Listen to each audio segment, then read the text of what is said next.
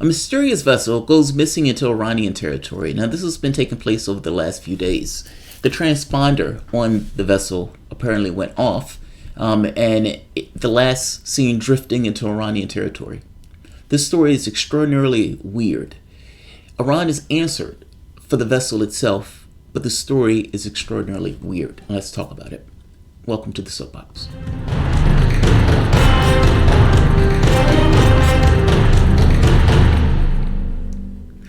My name is Jamarl Thomas. This is the Progressive Soapbox. Guys, if you enjoy this content, you find yourself coming to this channel often, please like, share, and if you really dig this content, please consider supporting through PayPal or Patreon. They demonetize this channel constantly. Every video that I've done today has been demonetized, I think, with the exception of one.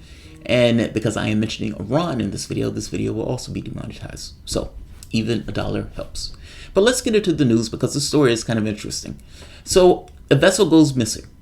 Now, the last that people have seen of the vessel, meaning the transponder, gets turned off and it's coasting into Iranian territory.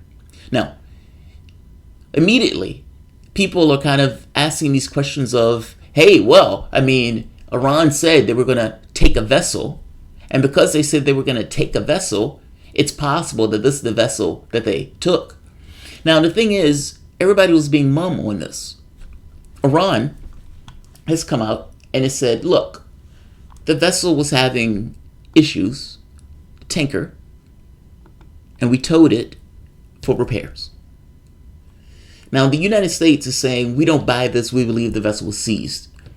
They're basing this off of quote-unquote intelligence. But there's nothing to say that what Iran is saying here, that the vessel had problems and the vessel was towed for repairs, is wrong. I mean, if they're lying about this, the moment that the vessel is let go, the guy is going to say, we were seized by the Iranian government. So this would be a weird thing to lie about, but it doesn't necessarily mean that they're not lying about it. Nor does it mean that the U.S. intelligence on it is entirely wrong. The problem here is the story is strange on a few fronts. For one, this vessel is called the Rial. Let's go to this one first. And look at how they're talking about, well, first let's get to the weirdness of the story. Let's stick with what we're going with. Tracking data shows an oil tanker based in the UAE traveling towards the Strait of Hormuz drifted off into Iranian waters and was stopped transmitting its location over 2 days ago, raising concerns Tuesday about the status amid tensions with Iran and the United States. Now, Iran vowed on Tuesday, as the world wondered whether the tanker had gone, that the seizure of one of its crude oil tankers by the British military earlier in July would not go without a response. Now, this is pertaining to the Britain essentially seizing an act of piracy, an Iranian oil tanker. I mean, it's utterly astonishing. And they do it in Spanish territory. Well, they call it their territory, but it's literally off the coast of Spain. But let's keep going. It's not clear what happened to the Panamanian flagged oil tanker Rial late Saturday night. All right, so I was right. It was called the Rial. Now, Iran comes out and says, look, the ship was having difficulties, and so we towed the ship. The strange part about the ship is that nobody claims the ship. This ship, according to this, doesn't belong to anyone. No one has claimed ownership of this particular ship that has drifted off into, nowhere's land, off the Strait of Hormuz into Iran. So ask me the second question. Well, Jamal, if nobody's claiming the ship, how did they even know that the ship had an issue? How did they even know that the ship had drifted off and so forth? That's another point. We have no idea because nobody radioed in that the ship had drifted off. Like, they've been calling around, meaning the media and the journalists have been calling around to try to find the owner of the ship. They have not been able to find an owner of the ship. And like I said before, nobody radioed this in. Earlier, a UAE Emirates official said the ship is owned or operated by the UAE and hadn't sent out a distress call. While details are unclear if the Rial was seized, it would seem unusual target for Iran. The vessel is 30 years old and tiny. Its capacity is 2,000 deadweight tons, according to the Marine Traffic website. That's only a fraction of the almost 160,000 ton capacity of the British Heritage, the UK oil tanker harassed by the Iranian ships last week while exiting the Persian Gulf. Even Yahoo News is like, if this was a target for Iran to seize, as the United States is insinuating, this will be somewhat of an odd target for them to do that with. Also, I kind of make this other point that if indeed they're lying about this, the moment they release the ship, if anybody's on the ship, the people are going to come out and say they seized us, they boarded our ship. So right here, a small oil tanker that had gone missing in the Persian Gulf had technical difficulties and was towed into Iranian waters for repairs, an Iranian foreign minister official said, according to the ISNA news agency. Further, the details on the ship, the Panamanian-flagged Rhea, will be announced later. Foreign Minister spokesman Abbas Mousavi said, according to the semi-official ISNA. Iran responded after a request for assistance from the tanker, the report said. This is either true or false, but there's no reason to believe that it's false. That's kind of my point. But look at the way they were coding the story. Oil tanker last seen near Iranian territory missing as Tehran vows a response.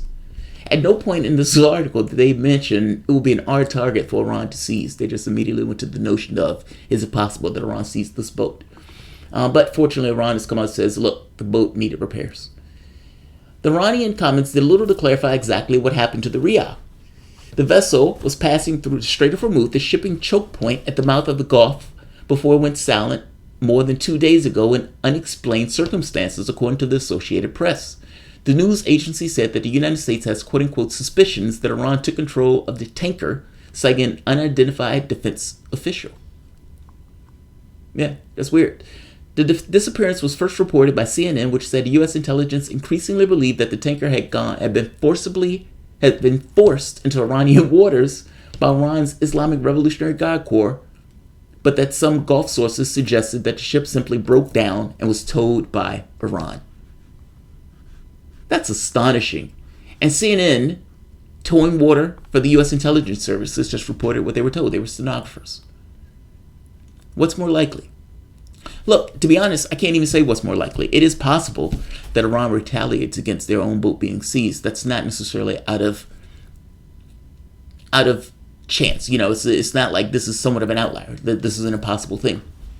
It's more so at the point where Iran comes out and said, look, the boat broke down and we towed it. Until there's something to say that that's wrong, then I have no reason to disbelieve that. If it becomes a situation where they're not letting the boat go, or the ships, people who are in the ship say something different, then fair enough. But right now, it sounds like the boat, a tiny boat, the way Yahoo reports it, just broke down. Calm down. Calm down. Also, there's a secondary question of the U.S. intelligence services saying that the boat was seized. If in fact this boat did break down, and the intelligence services was saying that the boat was seized, this is another blow to the credibility of the intelligence services. We will find this out in the upcoming weeks. I love this. I find this to be an important story because, again, if we find out that the intelligence services are saying that they believe that the boat was seized and the boat was in fact broke down, this is again another blow to the intelligence services. Nevertheless, that's the update on this story. I just wanted to give a heads up. I wasn't sure if people were following this, but I follow all stories that are coming out of Iran because the tensions, we're at a tension point where we've created such a crisis that didn't need to be a crisis, mind you. We created this crisis. This has been an act of aggression by us, not them, by us. And now it's at this point where, look, the First World War, when that First World War took off, they believed that it was going to be a regional conflict. They had no thought that it was going to turn into this kind of larger conflict when these other countries were get involved in the process. The United States is going this alone. The European nations are doing their damnedest to try to save the JCPOA. But Iran has been inching out of it. But they've been inching out of it because the United States shot it dead in the face the moment Trump pulled out of it.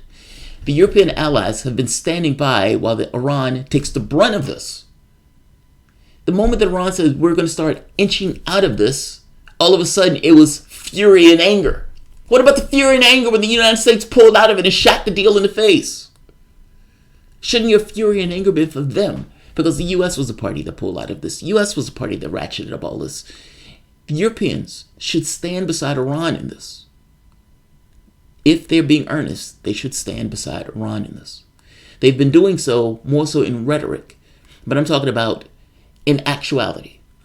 Meaning this tepid programs that they were trying to put through wasn't the thing that was going to save Iran. Thousands of people have been dying in Iran based on those sanctions that have been put through.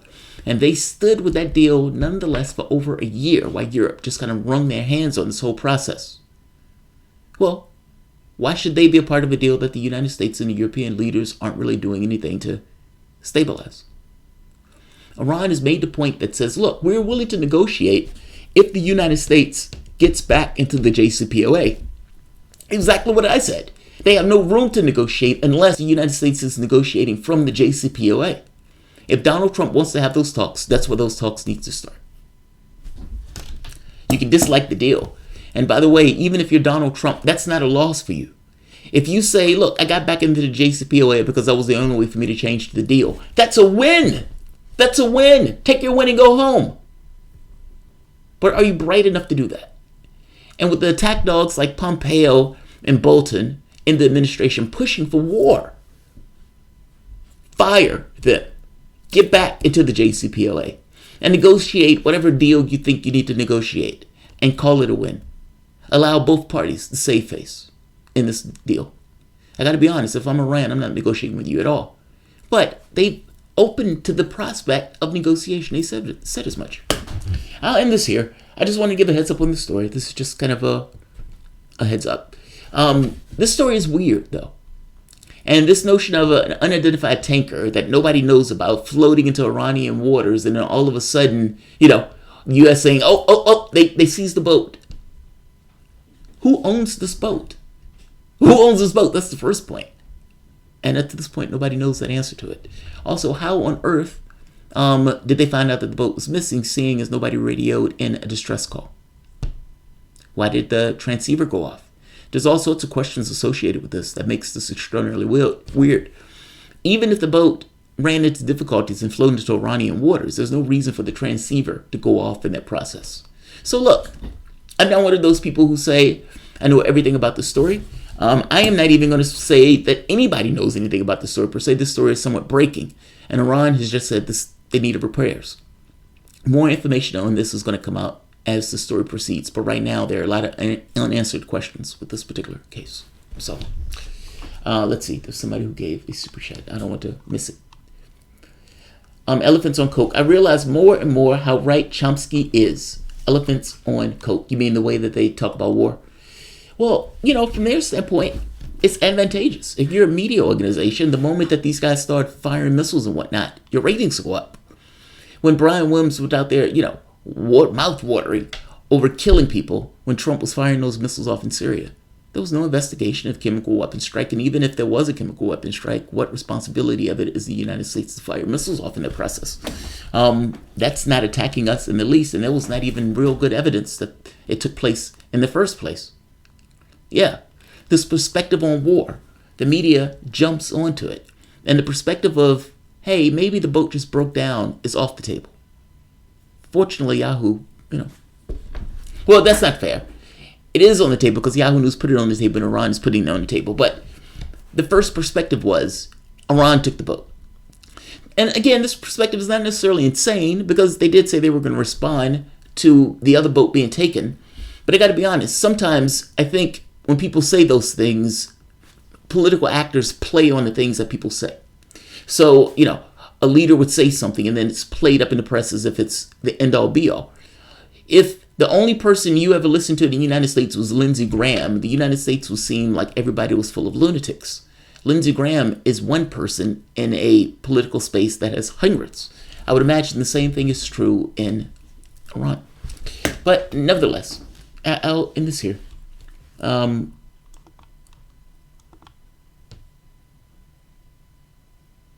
right, I'll end this here. All right, guys. Thanks all.